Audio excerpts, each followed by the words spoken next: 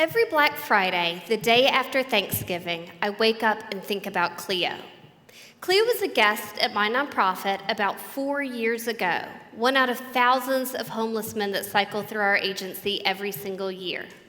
Cleo came to us after spending much of his adult life in prison, and he struggled from substance abuse and mental health issues. Cleo loved to speak at our events. He had a white turtleneck he looked particularly sharp in, and he talked about issues that were important to him, issues like faith and struggle and addiction, and the hope that something better for him was just around the bend. Cleo fought his demons day after day, month after month, until finally they overtook him. Cleo was found face down on the side of the road with only our business card in his back pocket as identification. By the time the hospital called, he was on life support, his skin cool to the touch. He died that day, surrounded by tubes instead of family, just another homeless man fallen victim to the street. Working with the homeless or any marginalized population is a study in dichotomy. Our very jobs, for the most part, are to help people in their darkest of times seek resources and support. Sometimes the resources don't even exist. People think that nonprofit workers do all of this because of the emotional payout at the end of the day. After all, nonprofit work is all about giving, and giving makes you feel good, so why wouldn't workers be happy? Nonprofit workers are also pretty good at putting their feelings aside as well. After all, positivity is the linchpin for the success of our clients and our agencies, and so we put on a smiling face in order to make the best out of the situations we're given. You know, herein lies the dark side of nonprofit work, though. A recent study done of over 2,000 nonprofit workers showed that over half were burned out or in danger of becoming burned out. That's higher than the overall labor market. Nonprofit workers deal with all these issues, plus long hours, low pay, and distressing work environment as well. I understand and agree with the studies on burnout because I have teetered on the edge of this myself. Even standing here in front of you today makes me feel like I'm letting my agency and my clients down. But it hasn't always been like this. For the first 13 years of my social services career, I was able to work directly with clients, one-on-one. Even when things were tough, I feel like my work mattered. Like even when things were really, really bad, we could get through it. But over time, I switched into management and am now the executive director of a nonprofit that focuses on chronically homeless men. You know, I never really thought that selling homeless men was going to be such a hard job. After all, 73% out of all philanthropic giving was done by individuals in the United States. And homeless individuals face a trifecta of barriers. Usually it's mental health, physical health, and substance abuse issues. And homeless men aren't truly living in the shadows either. Their pain is played out in public daily as they walk the same streets, sit in the same parks, and as one public official recently said, uses our front yard as their bathrooms. I often say when I'm fundraising that it's easier to raise $1 for a homeless puppy than a homeless man. I think that we're less likely to attribute morality to the actions and behaviors of animals than we are to our fellow man, so people feel more of a connection to animals than they do to humans. And this isn't just rhetoric. In 2015, there was a desperate father in the UK. His son, Harrison, had a particularly devastating form of muscular dystrophy. So he decided to do an ad campaign. He put posters up in the subways, one featuring a dog and the other featuring his little boy, Harrison.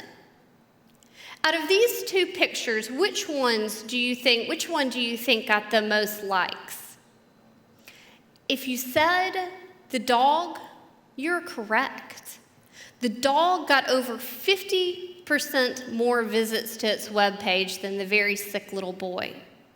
It was at this point that I felt my hope begin to fade a little. But I decided to do a little bit more research. I went onto our work social media to see which posts resounded best with our supporters. And what I found made me a little sad, because it wasn't Julius getting his GED or street outreach workers handing out blankets on a very cold night. Our number one post of the year with the most organic clicks was our Box of Puppies post. This post was put up when a guest brought us a box of very sick puppies and they needed immediate medical care. So we decided to put the picture up on the website. You'll be happy to know that most of the puppies are doing very well thanks to the support of our amazing community and quick-thinking staff. I, however, look at it as a time where I had really lost hope. It wasn't just the puppies, of course, it was everything. It was walking into a homeless shelter every day and seeing a line of men around the corner. It was having appliances breaking down and not having enough funding to fix it. It was veterans being dumped off on our doorstep wearing nothing but their hospital gowns. It was autistic 20-year-olds given a one-way bus ticket to our town from theirs because their town didn't have enough resources.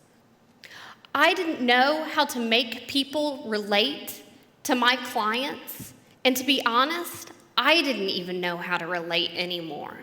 It was all just too much. It was too much stress. It was too much need, and at the end of the day, all I wanted to do was go into my office and shut the door. I had become hopeless and burned out because my job was to sell a vision of hope, and I had become hopeless. My struggle with hopelessness took away my ability to relate.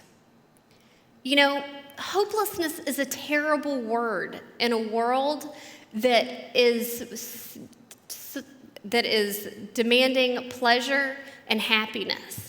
When we feel any sort of negative feelings, we do anything that we can do to shut it down, to chase it away, and if that doesn't work, we feel even worse about ourselves. But here's the thing. Hopelessness is a universal feeling. We've all felt it. I want you to think back to a time where you might have felt hopeless. Now, maybe your mom or dad was sick, or maybe work wasn't going so well. Just think back into a time and a place where you weren't sure if there was a light at the end of the tunnel. Have you thought about it? I bet it wasn't very pleasant.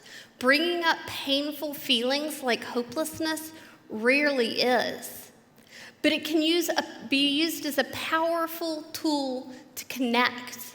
Because if everyone's felt the same feelings, even if it was for different reasons, we now have a common ground. There are people in our community who are in pain. They feel hopeless. So by using our own feelings of hopelessness, we can relate better. We can meet people where they are instead of where we want them to be. And when we do that, we can turn sympathy to empathy, which is a far more productive feeling. You know, hope is a beautiful thing. It's what we all want. It is truly the light in our dark days. It's what allowed my friend Cleo to remain stably housed for as long as he did, and has allowed his legacy to carry forward even to today. But using your feelings of hopelessness can be a powerful tool to connect.